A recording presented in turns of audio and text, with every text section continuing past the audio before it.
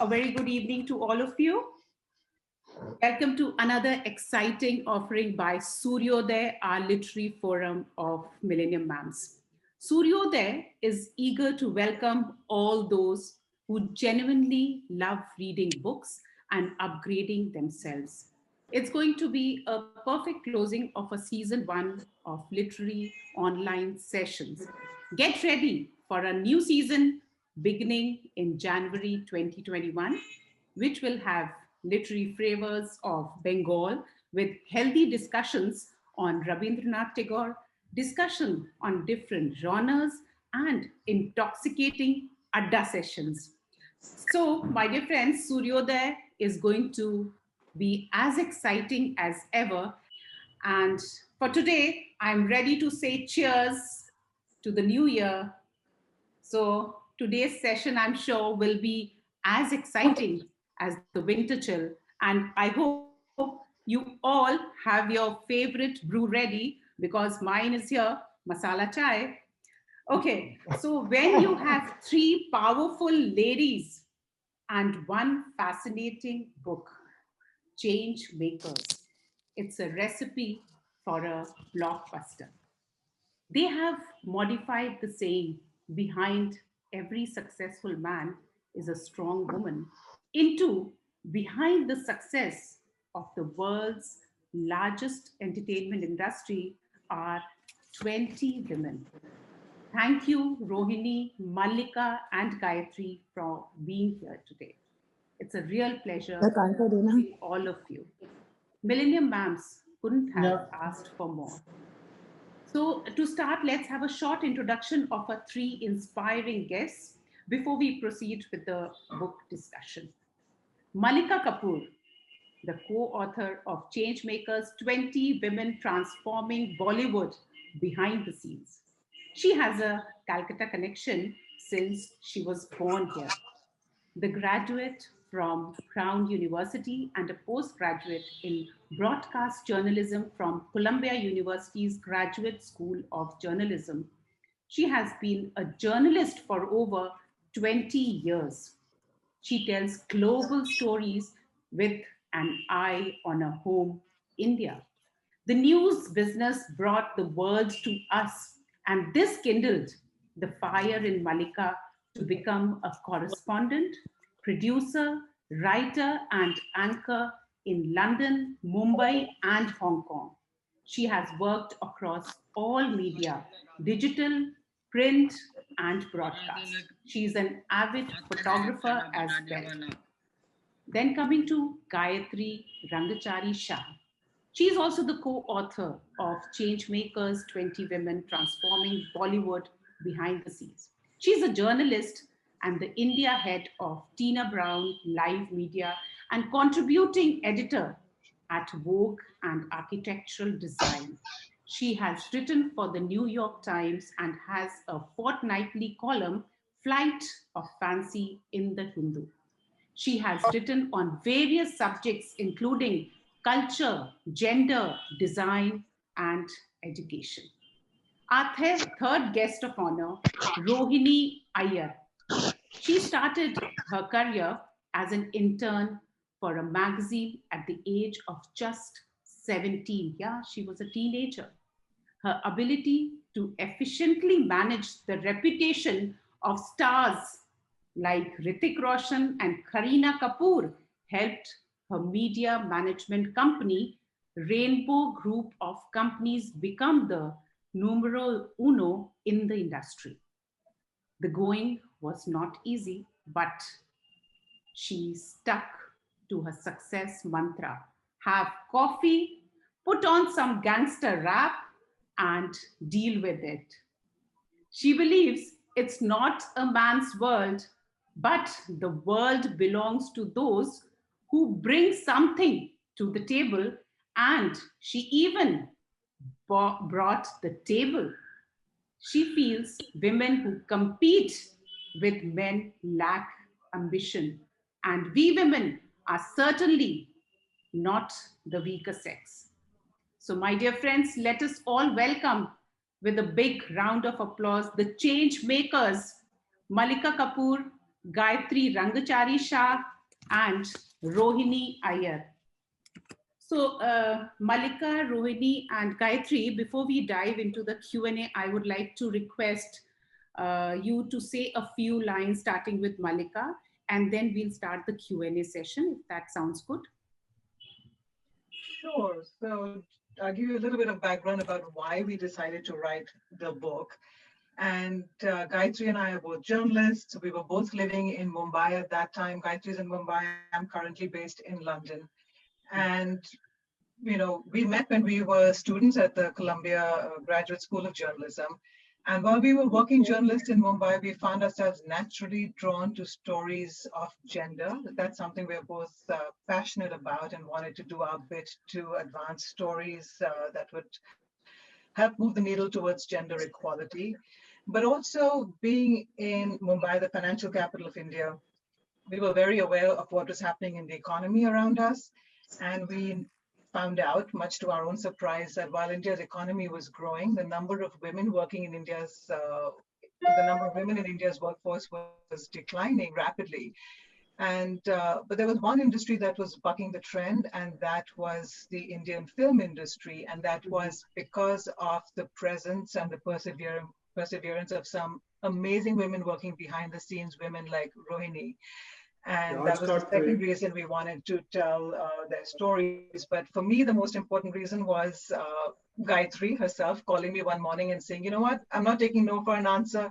We're doing this. And as you'll find out shortly, Gayatri can be very convincing. And that's what set us off on this journey. And I'll hand it over to Gayatri to take it from here. So I think, Mallika sort of has hit the nail on the head in terms of the fact that we were both very moved by wanting to tell stories of women. And, the 2012 gang rape in Delhi had happened. There was a lot of discussion on sexual violence and all the awful things that women in India are dealing with. And we also saw the other side, right? So we noticed that while the economy was growing, the female workforce participation rates were shrinking. Yet in an industry like Bollywood, which was historically very not very unwelcoming to women, you were seeing a change. So we would go to movie sets sometimes to report stories or whatever it was, and I'd always see women on set, and I was like, what's going on? Because frankly, when we were growing up as young women, we were certainly not encouraged. We would have been it would have been frowned upon to want to join the industry, because it was not considered an industry, right? The Bollywood was only recognized as an industry in 1998 by the government of India. Till then, it didn't even have proper access to financing. So we, and then once we started doing our research and came across amazing people like Rohini, we were like, we have to tell their stories. How did they do it? How have they come to this point?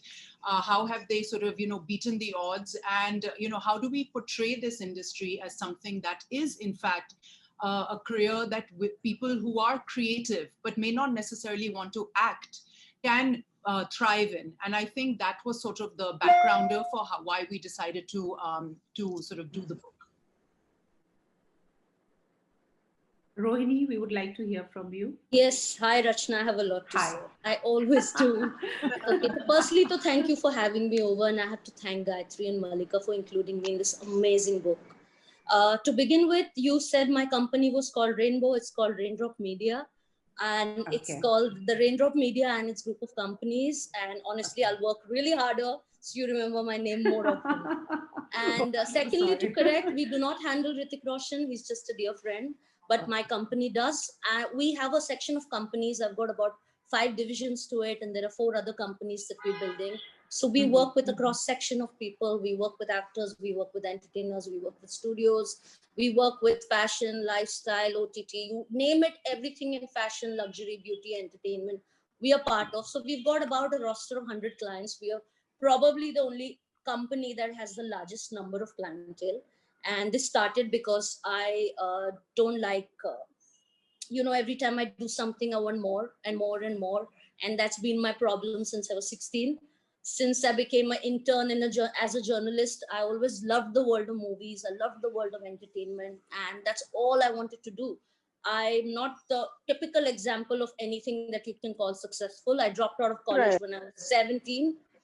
I just stopped going and I said I wanted to just work because I wanted to actually learn in real life and get experience from real life, because I feel that makes us richer. And that's when I started, and then I worked across a cross section of places. I worked all over the media, and then one fine day I said, you know what, I need to launch my own group of companies. And I actually did that because I don't like waking up early. Yeah. And I was like, no, I'm not going for these 9 o'clock morning meetings, so I'll call my own meeting. So I started a company actually for that. It sounds arrogant, but it's true. And I called it Raindrop Media because I was rushing in to register a name for my company, and as usual I do everything last minute and I'm always running late, and I didn't have a name in place, and I was getting into my car and listening to the radio, and Raindrops Keep Falling on My Head was playing on the radio, and I said, oh my god, this is serendipity. This is what I need to do, and this is what I will do. And that's what I started doing. And then reputation management is what we started with, but now we have a group of companies that do many more things. We are expanding into digital, we are expanding globally, we're doing multiple things, but that's like a longer conversation, so I won't bore you with that. And lastly, you just said that you wanted to have a conversation because you wanted to find out that behind every successful man there is a group of women, or there's women, or whatever the old adage that people say. Well, I want to clarify that I don't know about that at all, because I've never stood behind any man. Correct. Ever. Wonderful. Wow. So I feel behind every successful woman, if you ask me, is only herself. Absolutely. Yeah. Absolutely. So, so I would like to bring in Mallika. Mallika, the book really reminds me of the Circle of Sisterhood, Women Promoting Women. And you and Gayatri, you have brought to light the lives of these 20 incredible women, women who are lighting up the silver screen, I would say. So you gave a feel of what goes behind the camera. So, in a gist, like, what was that one thing which prompted you to write this book, to bring to light, the women who are behind the silver screen, but still they are unsung heroes. A lot of us, we don't know about them. So, what next? What plans do you have up your sleeves? And what would you like to say about, like, the prompt you got to write this book, this particular book?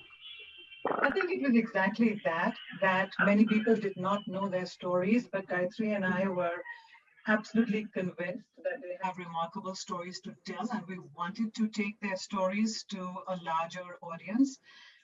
There were 20 amazing women, and if you look at Rohini's own personal story, she started off really young. Getting into the business was not easy. Absolutely. But when you read her chapter, you understand exactly how much perseverance it takes, what guts it takes. And I think the reason we wanted to highlight her story along with the other people is that we wanted to show people that you can find a place for yourself in this industry, no matter where you come from, what your background is, what your education is, or who you know. If you want a place and you're willing to work hard, you will have a place, but it does take a few women to open the doors, to start to break away at that first layer. And I think these 20 women, including Rohini, have done that and made it a lot easier for other women to come. So they all have incredible stories, and we wanted to highlight their stories so that it would inspire other women who perhaps wanted to get into this industry but were intimidated, because for years it was an all-boys club, until you have people like Rohini and the other women who started chipping away at it and opened the doors. Gayatri? Yeah, I think I'd like to add to that, Rachna, and just say that, to Mallika's point about having role models. When you see people who look like you in jobs that you may, want to do, that is so inspiring, right? So when you have women political leaders, or when you have women running big businesses, or when you have women scientists who who are, leading missions to Mars or whatever. It is hugely empowering for young girls across the country to be able to see that. And we wanted to do the same thing here with this industry because, we all think that a movie is just about the two people who are acting, the main leads or whatever, but a movie is 200, 300 people on set. It's like, you're creating magic through this entire team effort. And because, this country is so celebrity obsessed and we only focus on the people who are in front of the camera, we don't think about what all goes in, the blood, the sweat, the tears that goes into actually producing something, which is, a beautiful story that you end up seeing on screen that in the best case scenario will help to transform how society thinks about particular issues. Isn't that what the movies do? So, we wanted to be able to sort of share this life stories of women who are helping to make that kind of magic happen. And we were least interested in the movie stars because that's really not what, Mallika and I as journalists were interested in pursuing. We already know a lot about their lives. And now with social media, everybody's communicating directly. So, what's the point? But, people like Rohini who have basically pioneered their careers. There was no such thing as reputation management, right? I mean, what Rohini has done is basically created a sub-industry within the movie industry. That's fascinating to both of us. And that's the kind of, what we wanted to show was that they were actually pioneers. Anaita Adajania, there was really no styling going on in the movies before someone like her came along.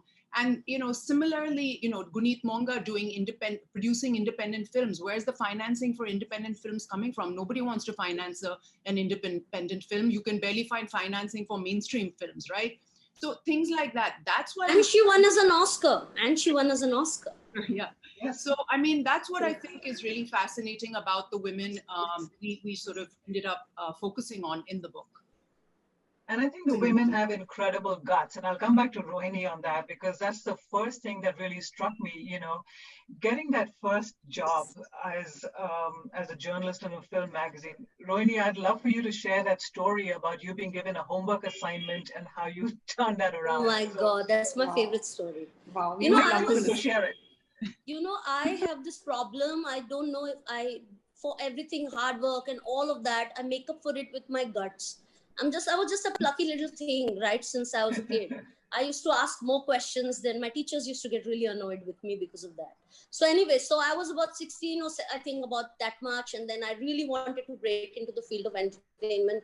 I was at that point considering wanting to be a writer. So I was trying to do creative writing and many things. I mean, at that age, you're trying to find your feet. You really don't know what you want to do with your life. You're trying to get your bearings in place. And I walked into this office where they were looking for an intern for a film journalist thing. And I walked into this office of Bhavna Somaya. She's a really, really famous film editor and a really respectable one at that. And she's done some tremendous work and written some very good books too. And she just looked at me and she was like, where is this kid coming from? And who's allowed this kid into my office? I had obviously sneaked in through a friend and all of that. That's another longer story. And she just looked at me and she probably thought I was just somebody who was wasting her time. And she said, okay, I'm giving you this assignment. Write this article on dacoits, if you please. Dacoits in Hindi cinema. I mean, that's something that I don't know if it was the strangest request I'd ever heard. And she said, yeah, and submit me this article like in 2 days. And if you do a good job with it, then I'll hire you and I'll think about it. And I just said, okay, this is it. This is my make or break. Because for me, everything is make or break. I have to deliver, otherwise I can't function, I can't sleep. So I spent all night writing the copy and I gave it to her literally the same night. And she called me up and she was like, this is crazy and I cannot believe you're 16. Are you sure you're 16? Can you show me your passport? Because, this is sounding very sneaky. And I had to actually convince her and show her stuff. And then I started interning with her. And then, of course, she said, you're too young, come back later because this is not the age you should be doing this. And I ended up spending and doing a lot of courses.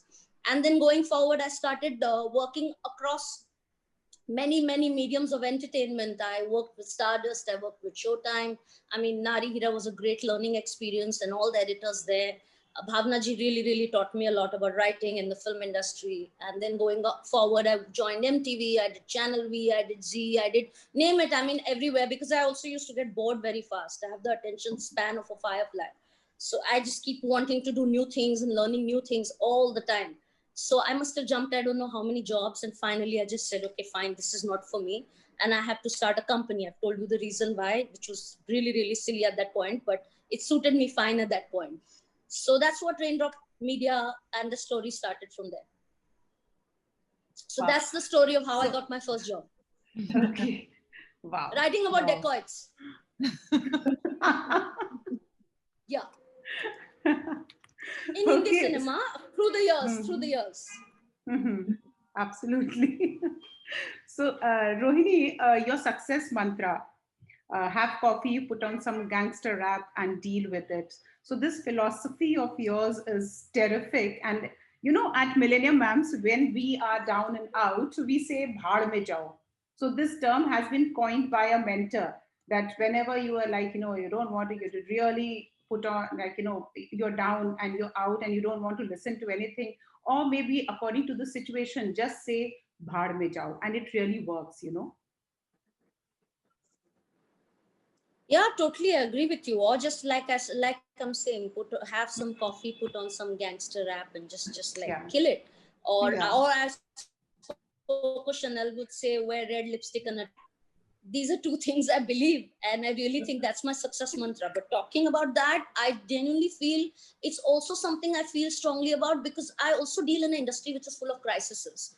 I'm used to that. I thrive in a crisis. I feel in a woman's life, the most important thing is to be able to handle crisis. Because I just feel a woman is, there's this old saying that they say that, you know, you put a woman in hot water, she's like a tea bag. You can put a woman in hot water and then, you know, she survives and she thrives. And I feel that's the greatest asset all of us women have. And that has also helped me in my career. That's been something I've lived with. But at the same time, all the crisis and all the stuff that I've dealt with also gives me an adrenaline high. So it just makes me welcome each day with a new challenge. And I just feel every day I have something new to look forward to. Resilient, yeah. So you started as a teenager and there was no looking back for you, Rohini. So we all know that the Raindrop Media, I've corrected myself. Thank you. But I'll work harder to make sure you never forget that name. Now I will never forget after meeting you, that's for sure. So it's the topmost reputation management company, and you say that you haven't started yet. Right. I can remember, like, you know, at the end of the page, you've said that you have to start, you haven't started yet. So what other plans, what new plans do you have up your sleeves? You know, what made you think that you haven't started yet? Because I haven't started you have done yet. A lot. Because what we feel that you've achieved, you are an achiever. No, I haven't. This is a very small fraction of what I've achieved. I think I won't rest in peace till I have global domination. That's what I want. All I want is everything. I've always been that person. So I think there's a lot more to do. And entertainment is such a beautiful world that I'm in. I mean, there's so much to do. There's so much to create. There's so many new ideas, new companies, new entertainment models that are coming up. So many different, forms of content that people are consuming. There's such interesting, things that people are doing. And today there's this wave of such intelligent content that's suddenly coming out and more centric to women, and really intelligent stories women are telling, women are writing, so I feel there's just so much more to do. I haven't even started, and Gayatri and Mallika will second me on that. I'm sure even they feel that. I think we're being very modest. I think, yes, I'm sure there's lots more coming to her, but I think, Rohini, the one thing Rohini has done is created a vertical within the film industry that didn't exist before. She's really the first person, not just the first woman, the first person to really bring in a level of professionalization into celebrity reputation management. That didn't exist before. Rohini saw it herself from what it used to be like on a film set. Even if a star wanted an interview, it was just such a informal, casual approach to it. There were no professionals managing that part of the business at all. So, Rohini, if you want to... So there was actually, this was also slightly the age before social media and reality TV and all the, things that we've been exposed to. When I started off, that was really like about 10, 15 years back. And there were people who used to do PR, but PR used to be a very abused word. I mean, it was something where people just used to set up a few interviews, and there was no science behind it. There was no strategy. So I just decided that something had to be done, because also because I was close to all the actors I used to work with. I had developed equations with them where I really saw them as human beings, and I thought they were fantastic. And like Mallika said, our stories needed to be told, even their stories needed to be told the right way. And for some reason, nobody seemed to be getting that. So I said, I have to do something about it.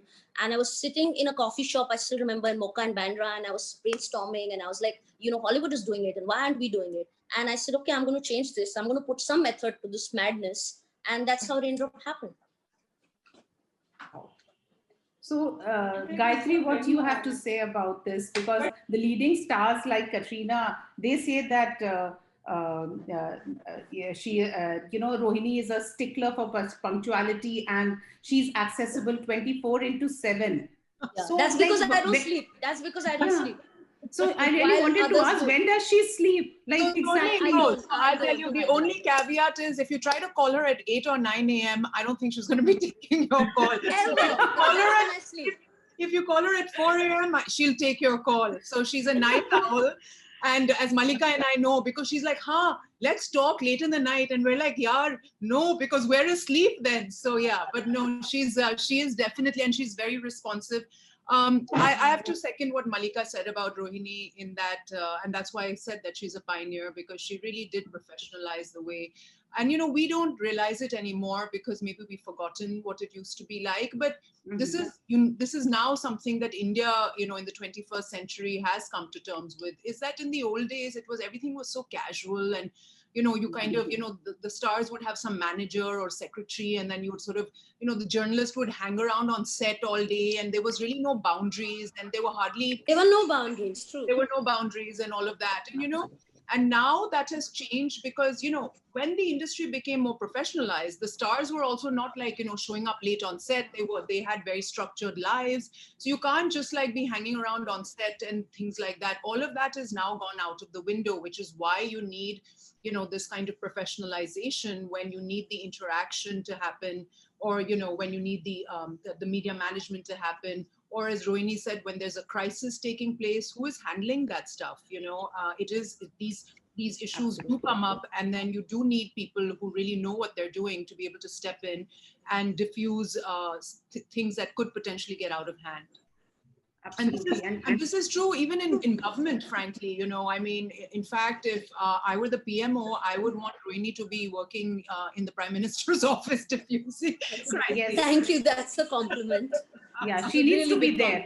I don't deserve that. She doesn't. Yeah, you don't look sleep deprived. Like, you are as fresh as a daisy. Like, still you. That's a lot of coffee. Yeah. That's a lot of coffee in my system. That's my secret.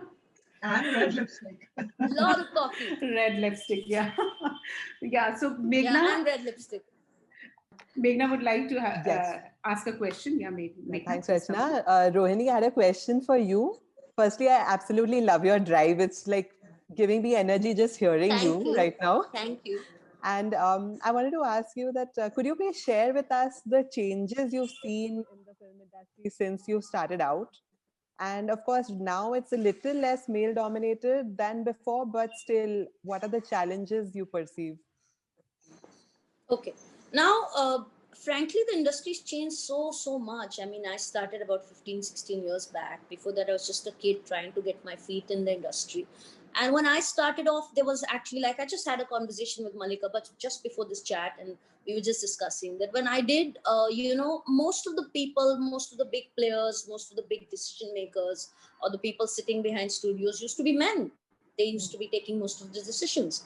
And for me, it was very challenging because not just was I a girl or a woman, I was like a really young girl when I started off.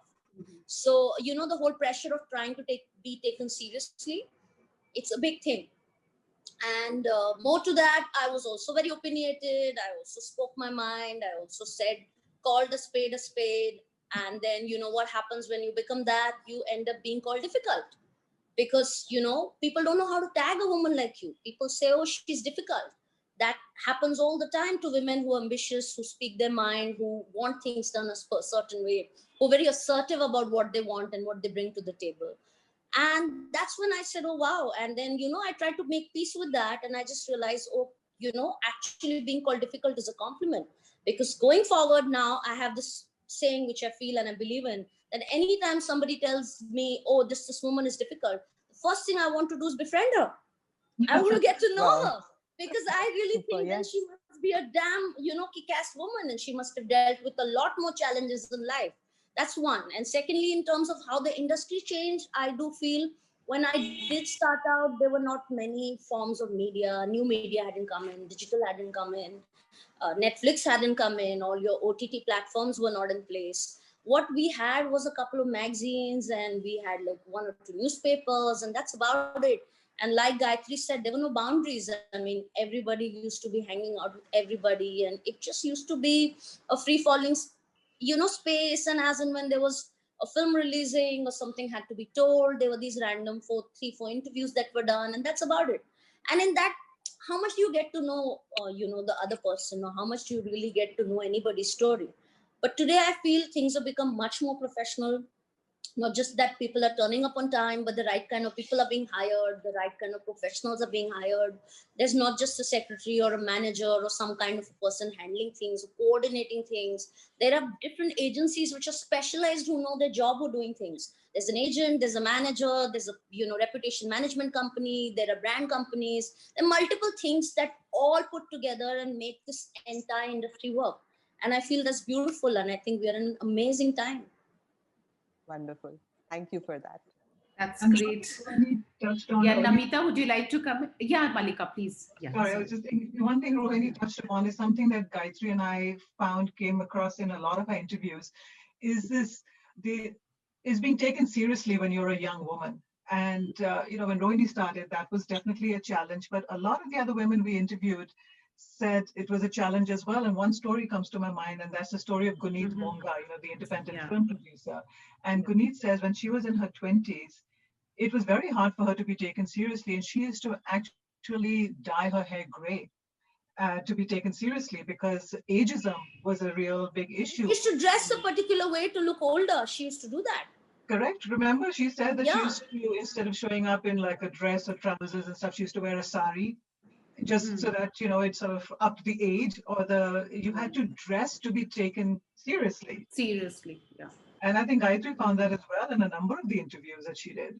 Yeah, that's true. And I think that's true even today in corporate India is, it's very hard. I don't know why, as a society, well, I do know why, because India is still very patriarchal, but, this continues to happen where young women are just not taken as seriously as young men in the workforce. And so it really requires a lot of strength and determination to kind of, and because we are also brought up a certain way, we don't want to be the loudest voice in the room, right? Yeah. Every time you sort of behave that way as when you're a child, as a girl, or, your parents tell you, no, beta, don't speak like that and all that. So whereas boys are brought up in a... We have been conditioned in that way. Absolutely. Correct. So... Namita, would you like to come in with your question? Yeah, thank you. Yeah. Hi, Mallika. Hi, Gayatri. Thank you so much for writing this book, completely unputdownable. And thank you for sharing Rohini's story. More power to you, Rohini. Thank you. Thank you. What would be really interesting, like you did touch upon some surprising element like Guneet Monga's story of dyeing her hair. What are the other surprising or unexpected elements that you came across while writing this book about these 20 very powerful women, and any myths that were actually busted during this process of writing? So Mallika, let me attempt that, and then you can jump in. But one of the women we came across is a woman called Hetal Dedia, and she is what you call a gaffer. Now, Mallika and I are not sort of from the industry, so we didn't really know what a gaffer was in the beginning. But a gaffer is someone who handles all the lighting on set. And as all of you know from living in the pandemic and doing, these Zoom talks or IG lives or whatever, now you know how important lighting is, right? Because without lighting, you're not going to be able to see anything great on screen. And so this young woman who is sort of was in her 20s when she first started out, handles all the lighting on set, and these are very big pieces of equipment. And I was really surprised by that, and so was Mallika, because we're like, that seems so counterintuitive. Or a woman like Priya Seth, who's a cinematographer, and she's, by the way, one of India's foremost underwater cinematographers as well. Priya was actively discouraged. She went to New York to study cinematography, and she was even told by her professors in New York, this is not a profession that's very welcoming to women. These are big, these cameras are very heavy. It's very hard for women to be cinematographers. So you have to know what you're going into with your eyes wide open. And it was a long, hard struggle for her. She's talked to us about how she was depressed and all the other things, but she's the one who made an amazing Bollywood. I mean, she was a cinematographer on Airlift, which was, a huge mainstream Hindi film that did so well at the box office. So stories like that really opened our eyes and made us realize that, honestly, like, if you have that kind of grit and determination, your gender will not stop you. I mean, it may not get you to that point. I'm not saying these women have not had struggles. Are they getting all the gigs they should be getting? Of course not, because at the end of the day, networks are still networks. But they have managed to break through, and that means now there's a women cinematographer collective. So more women are joining the industry, and that will slowly change over time.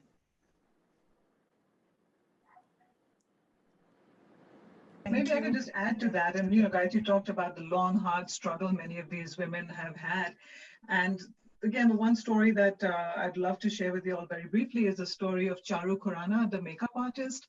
And Charu is a makeup artist, Delhi-based artist. And what she did, rewrote history for the women of India. And I'll tell you very briefly, but there was this rule that went unchallenged in the film industry that prevented women from working as makeup artists. Women were allowed to work as hairdressers, but not as makeup artists. And this dates back to very archaic times, but when films first started, there were all men on a set. And when women started coming on set and women makeup artists came on, the men were threatened and were worried about their jobs. So that's the background. But Charu was a makeup artist, was not getting work. When she was working on a set, she would have to pay a chunk of her salary to a male assistant who was getting credit. And, she just snapped one day and said, enough is enough. Her parents have taken out a loan to fund her makeup education. And she just said, I'm not going to stand for it. She moved the courts in India. The case took 6 years. It went all the way up to the Supreme Court, which just a few years ago ruled in her favor and gave women in India the right to work as makeup artists. And what did it take? It just took one young woman who was passionate about her job, but was gutsy and determined and was not willing to take no for an answer. That's all it took. Charu did not have any special connections.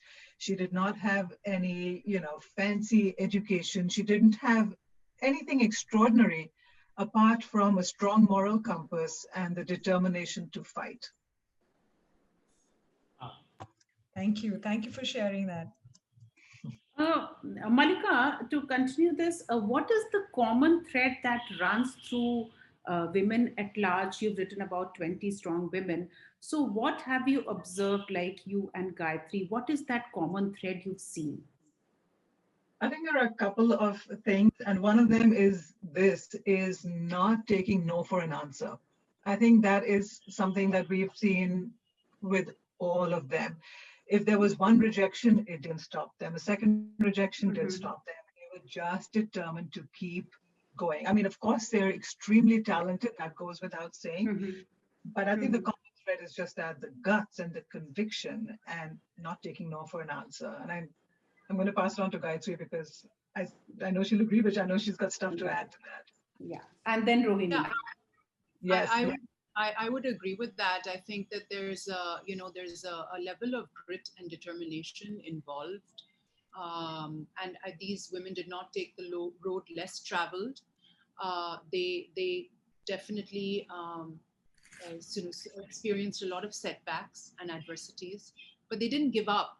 And I think that was what I really took away from all these 20 stories and the stories of women like Rohini, is that actually it gave me a lot of fortitude and courage. because in some ways Mallika and I did take the road well traveled, you know, and these women really inspired us rather, you know, to sort of say, wow, you know, I mean, I felt so encouraged from each one of their stories, and I will, you know, I carry that with me. The book came out 2 years ago, but you know, it continues to give me fortitude. Whenever you feel kind of, you know, like, oh, I just really can't get through this, you're thinking about, you know, what some of these women experienced, and you're like, you know what, get over yourself. You really need to keep going and soldiering on. Absolutely. Rohini, what Yeah, do you so I think? mean, Yeah. what do I think? You know, honestly, I just feel that when Mallika and Gayatri say that, you know, we don't take no for an answer. I mean, that's pretty much how, you know, I think all successful women. Why not successful? Every woman should be like that, because the point is that why can't you do it? I mean, I remember yesterday I was chatting with somebody, and they were like, "Oh, how do you do this all the time?" And I said, I do this all the time because I wasn't given a choice. Rather, I didn't want to have a choice. I have this philosophy in life that there's no plan B, there's only plan A. If plan A works out, well and possible, and honestly, you have to make plan A work, because the minute you start looking at a plan B, it means you are setting up for failure. It means you're trying to, in your head, somewhere convince yourself that you don't deserve it, and maybe you should have some kind of a comfort blanket. I mean, I hate that word. What is a comfort blanket? It's just something to make all of us feel good and secure in life. I mean, do we want that, or do we want to take risks and be successful? I mean, I would say burn all your bridges, take risks, be successful. Why, you know, look for a comfort blanket when you can shatter the glass ceiling? That's how you should think, and that's how every woman should think. Wow. Such a beautiful thought that there's only plan A. Yes, and just one. There's only plan A, because the minute you say there's a plan B, it's almost like you're telling yourself, maybe I won't succeed. You know, it's playing in the back of your mind, and that should not be the case. Absolutely. Yes, Mallika. Mallika, would you like just one more common thread that Gayatri and I found, which was very encouraging to us, was that, you know, people like Charu, the makeup artist, Guneet, the producer, and Rohini, of course, don't come from filmy backgrounds. And I think that was really heartening, because that's the message we want to send far and wide, is that you don't need to come from a filmy background to make it in the industry, right? And I think that's also inspiring for women who want to make it in a different sector, which tends to be male dominated. But just because you haven't seen many women in there before doesn't mean you shouldn't give it a chance, because someone has to get in there and start bringing about change, right? And it was very heartening that there were people who were creative, who wanted to tell stories, who wanted to be part of the industry to tell stories. And they did it, even though they didn't come from a filmy background. Right. Wow. Sunanda, I would like to thank Sunanda for introducing this wonderful book to us and to Mallika. I think this will be a game changer for us, change makers. Sunanda, would you like to come in with your question? My question is to you, Rohini. When I read about you in this book, I wanted to know what was your plan A when you handled your first film, The Publicity, which was also Farah Khan's directorial debut. That's what the book or the chapter on you says. Right. So what was your plan A and how did it work? Plan A was, like I said, to bring a little method to the madness in the world of reputation management, which didn't exist at that point. And Farah Khan is my favorite person. She's my favorite superwoman. And she's, in fact, the one I think who told Mallika and Gayatri about me, right? That's what I know, because she kind of introduced me to them. And she's always been encouraging, and she's always been somebody who's guided me through, you know, a lot in life. And I have a lot to thank her. And she was making a debut as a director. It was her first film, and it was my first film as a company. And I had everything to lose and everything to prove. So I just had to do my best. I mean, it had to be only plan A. There was no plan B. I had to do what I had to do. And, you know, that's what it happened. And that's how the company started. And then we started working on multiple films and started working with multiple actors after that, and so on and so forth. And now we branched into many other businesses and companies, like I told you. Okay. No, but what I really wanted to know actually was, what did you do that was so different? What did I do Any that was particular different? incident? There were many things actually. We drop a roadmap to right from the inception of the film to the release, to multiple things, to even planning a lot of innovations, strategic tie-ups, strategic alliances. There was a lot of thought behind everything that went into it. I mean, at that point I was very, very new, so we were also all experimenting with everything that worked. But luckily for me, it just paved the way. Okay. But then I can't tell you what are the things I did, because that's my trade secret. If I have to tell you, then everyone will know, and a good professional never shares their trade secrets. All right. Yeah. Okay.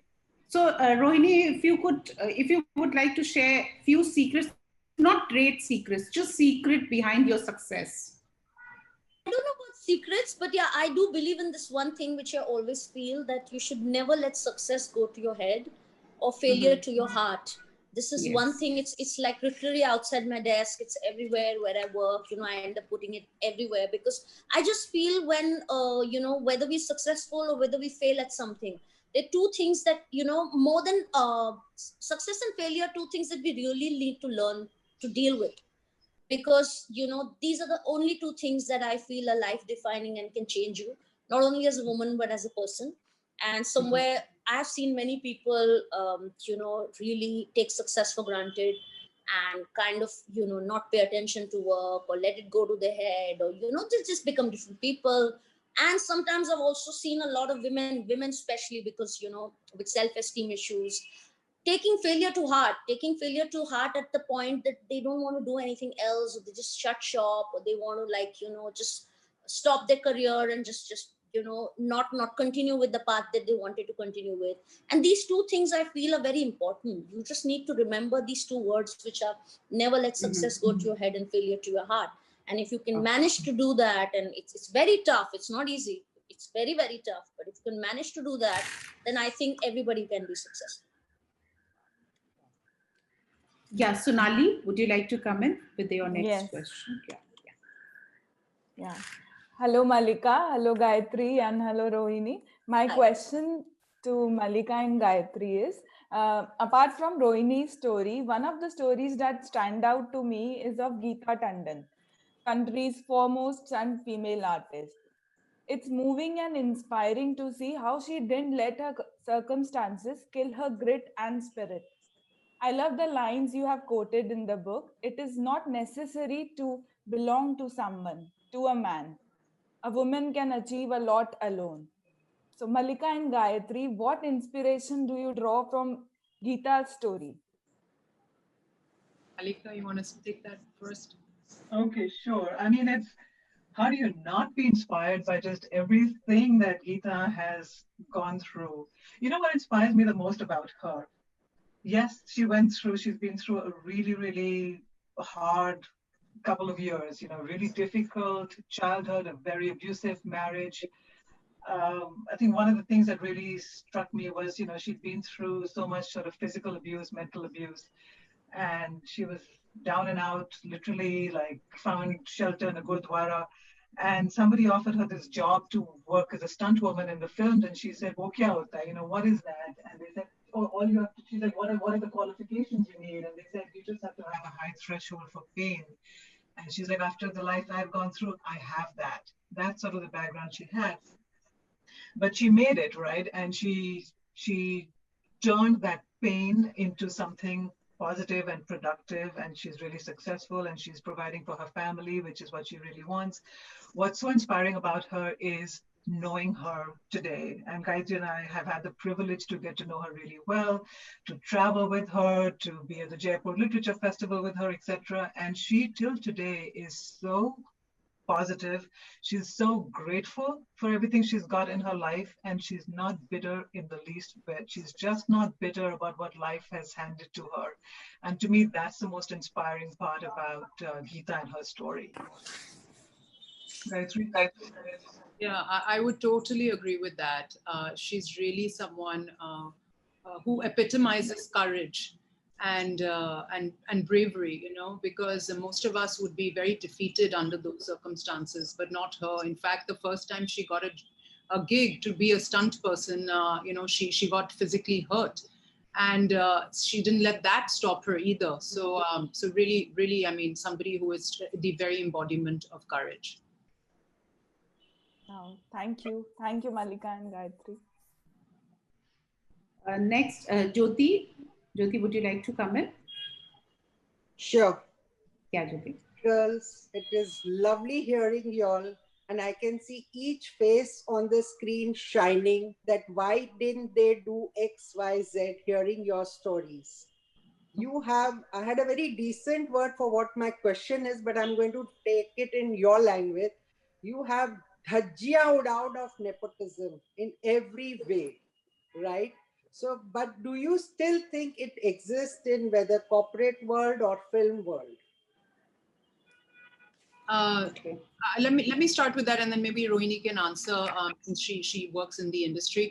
So I think that this debate, this conversation has really sort of gotten out of hand, because I think if you look across corporate India and you look across the big businesses in this country, you guys are from Calcutta, so you know better than most what happens in all in businesses in India. You know, children follow in their parents' footsteps.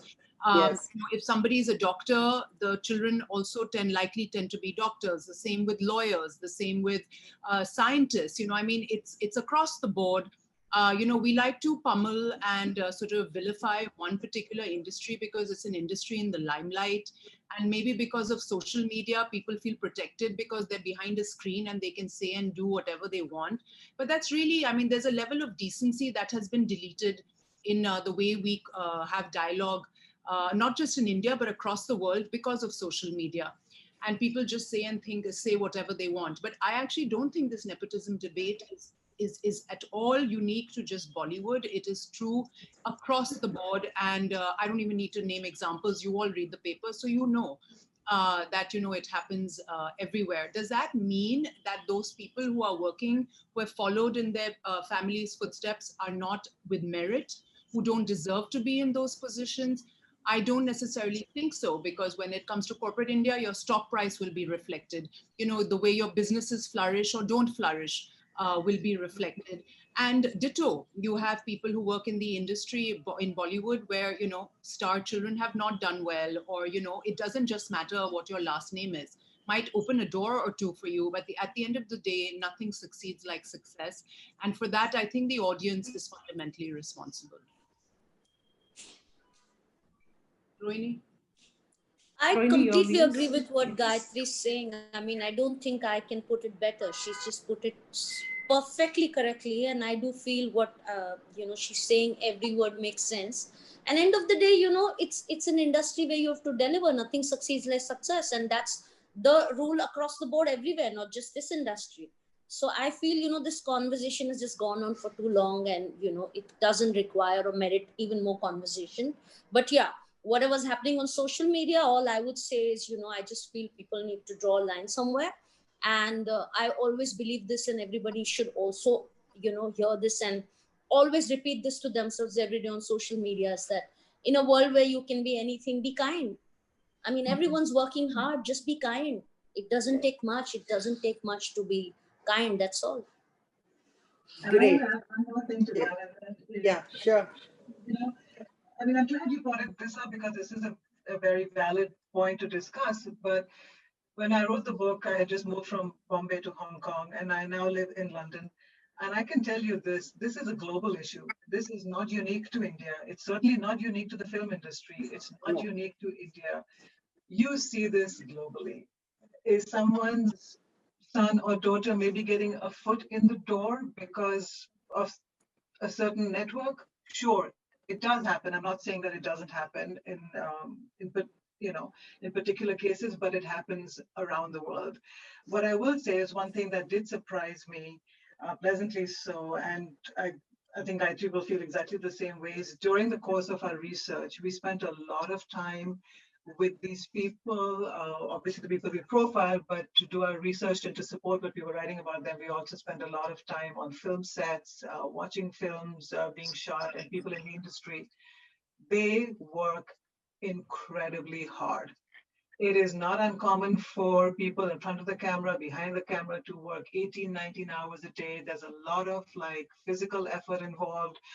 They have to give it their all physically, emotionally. You got pressure to look good. You can never have an off day.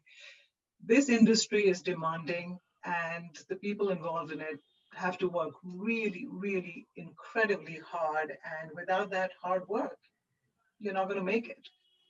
I agree there, Mallika. I can cut in here and reiterate Yeah. that, because I do genuinely feel all of us, I mean, everybody else behind the scenes, behind the camera, can afford to have a bad day, bad hair day, bad all day. I mean, Yeah. you can wallow in your grief, and you can have the luxury of doing things. But unfortunately, for people in front of the camera, they don't have that luxury. They have to look after their fans, they have to look after people, there's stuff to deal with, there is stuff to do in front of the camera, and you always have to look good, and you always have to be on and smiling. I mean, that's a job in itself. I Right. challenge any normal person to do it, and be the way they do it. I mean, it's a really lot of hard work. It's not just that. And to be on all the time, oh my God, I mean, you have no energy left. Yeah. And there's no place to hide these days because There's everyone's no got place to a hide. camera. Everyone's phone is a camera, and you never know when you're being filmed, right? Right. I have a lot of, that's why Absolutely. I have a lot of respect for people in front of the camera, because I mean, what they do, it's incredible. I mean, everybody can sit behind and say many things. I mean, a critic is always welcome, but at some Mhm. point, I think people don't understand the process that goes behind all of this, or even the pain that goes behind all of this. Yeah, what goes behind the camera. Absolutely, I agree. So, Thank you.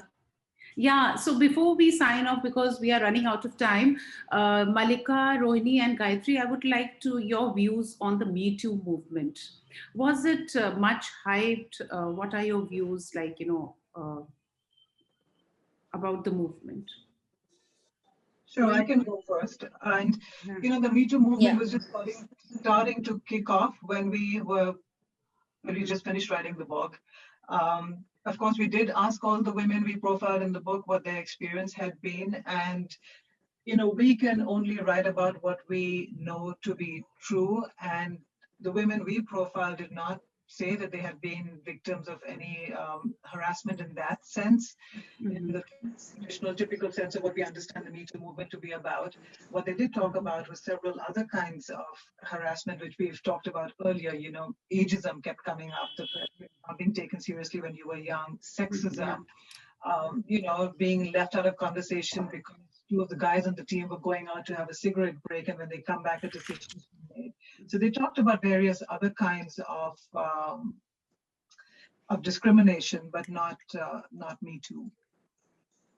I just want to add that, yeah, I mean, we kind of our book came out right at the cusp of the movement, and then what happened was, unfortunately, is first of all, I think that it was welcome that finally women are talking about these things. That we, Mallika and I, come from a generation where we were just brought up to lump it. I worked in corporate America before I switched careers to journalism. And you kind of just, I mean, you were just trained, it was just ingrained in you as a woman to just be like dismissive. If some guy was acting like an idiot, you just learned to kind of stay away from him. You just knew, how to kind of manage some of these situations. And looking back at my younger self now, I mean, I wish I had spoken up so that, that person wasn't obnoxious or whatever. But many times these are senior executives and you're a junior person, and you don't want to, create a scene and make a big situation. Then you think you're overthinking it. So I think that kind of a conversation that's starting to happen. I'm not saying we're anywhere close to any kind of sort of resolution or sort of a very equitable environment in workplaces yet at all across the world. But the fact that people are becoming more aware is a very positive thing. I think what happened, unfortunately, in India with the Me Too movement is that you have to be able to prove these allegations, and then in order to get through like sort of a court procedures in order to prove some of these allegations becomes very tedious and time consuming. So people run out of steam. We've seen that happening with a senior politician who's currently fighting a case in Delhi. where women journalists had brought accusations against him. So, I mean, the thing is that, look, it's a process, but the very fact that we as a society, which has never discussed any of these issues before, have started discussing them, I think is really welcome. Absolutely. Rohini, would you like to come in? Yeah, I mean, like Gayatri said, it's very brave that women are stepping up, and I mean, it's not easy with whatever, when you hear some of these stories. But then again, I can only speak from personal experience. I've been in the industry and I've worked, and they keep saying it's a man's world, but it's a man's world all over. But I haven't seen any such experiences or had, I mean, it's always been about other things, other issues that I've dealt with, which is more like Mallika said, being taken seriously, or maybe even a lot of power play that used to happen, where people just used to not want to work with you for various other reasons. But I'm not the biggest expert on this, because I can only speak. How do I explain it? I haven't even I can speak from my own personal experience. And in terms of what the other women and everybody has gone through, I mean, when you read these stories, it's just brave that so many of them are coming up. And what happened in Hollywood was incredible. I thought that was really, really incredible. I think it's still, still a movement that's still picking up in India. And again, I would say there are two sides to every story. I'm not being diplomatic here when I say that, but I do feel that it's very important for us to not go into a anti-man or an anti-woman thing. It's about people, and somewhere we need to be able to hear both of them fairly and then decide. Right.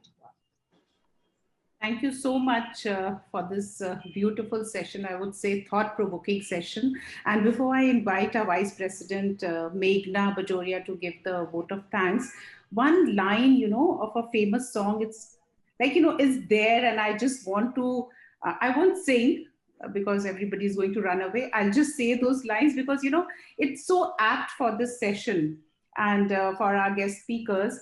Anhoni ko honi kar de, होनी को अनहोनी एक जगह जब मिले Gayatri and Rohini. Thank you so much for this enthralling session. Because I wanted to end on a filmy note. Meghna? I'm feeling 6 feet tall right now. That was Meghna? super awesome, Rachna. So, firstly, I must confess that I absolutely love Bollywood, but I'd never given much thought to the people working behind the scenes. The book Change Makers was a true eye-opener for me. It was extremely inspiring to know the life stories of such amazing women having such extraordinary journeys in the way they followed their passions despite all the challenges that came their way. Apart from being fantastic in their areas of work, they have been true crusaders for women equality in our country. Huge congratulations, Mallika and Gayatri, for writing such a wonderful book. Thank you for being with us today and sharing the success mantras of those 20 women with us. And a huge thank you to you, Rohini, for giving us such a great insight into the exciting world of Bollywood. Your journey has been really fascinating. And we love your philosophy that there is no plan B. Why look for a comfort blanket when you could shatter the glass ceiling? These words are really going to stay with us. It was an absolute privilege. Thank you so much. It was an absolute privilege to have the three of you here with us today at our Suryodaya Forum. And thank you for giving us your valuable time for such an interesting and inspiring session. Wishing all of you the best for your future ventures. And Rohini, we are sure you will gain global domination very soon. Thank you. I mean, I really, really hope so. And before you guys sign off, I must say that the book is so incredible. And I do feel there are so many more stories that are waiting to be told with more women. I do feel Gayatri and Mallika should do a change makers too with more women and, more stories, because it's not just stopping at us 20. I think we've just started to pave the way, and there are many more stories you need to tell. Absolutely. Completely agree with Rohini. So change makers too has to happen. We want another one of this for sure. We all wait for it. Thank you for having us. Thank you. Thank you so much. Thank you.